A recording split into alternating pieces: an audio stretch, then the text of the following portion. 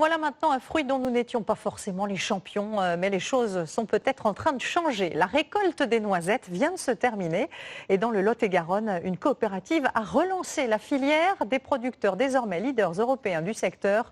Reportage Erwan Brem, Guillaume Ployer et Christophe Brousseau. C'est une petite pépite. Un fruit à coque bien connu, devenu en quelques années une locomotive économique d'un département, le Lot-et-Garonne. Et ses producteurs ont plutôt le sourire. Je croyais que c'était une culture prometteuse, c'est une production sur laquelle on sait qu'on est rentable en France avec nos coûts de production aujourd'hui. Ancien informaticien, il a planté ses premiers noisetiers il y a 10 ans sur l'exploitation familiale. Il récolte aujourd'hui 3 tonnes par hectare. Donc avec 40 hectares de vergers, de noisetiers, aujourd'hui on peut vivre en fait. Donc ça a permis de conserver un certain maillage d'exploitation de taille on va dire modeste. C'est une production qui attire et qui marche. Ouais. Et les résultats de la filière ont de quoi faire des envieux. 350 producteurs, une récolte multipliée par 2 en 10 ans. La coopérative qui achète et traite la quasi-totalité des noisettes françaises a investi 200 millions d'euros jusqu'en 2030. Elle joue la différence française face aux gros producteurs de Turquie ou d'Europe de l'Est. Nous, on va travailler dès le verger à produire de l'excellence sur la quasi-totalité de la production. Donc ça, c'est un vrai choix stratégique de production. Le Made in France, ça veut dire quelque chose.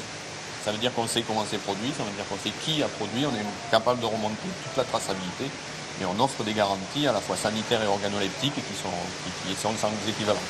But affiché de la coopérative, maîtriser la chaîne de bout en bout pour se démarquer des productions étrangères et conserver intactes les qualités de la noisette. Chez les transformateurs, l'argument a séduit. Voilà, alors ça c'est vraiment les noisettes de chez nous, du Lot-et-Garonne, bien grillées, ce qui est important pour la qualité de notre produit. On ne trouve pas mieux quoi. Moi je dis on ne trouve pas mieux que la noisette de Cancon. Ancien agriculteur, Lucien Georgelin est devenu l'un des leaders français de la pâte à tartiner. La coopérative de Cancon est son premier fournisseur de noisettes. Le consommateur a vraiment aujourd'hui envie d'acheter français. Alors pour nous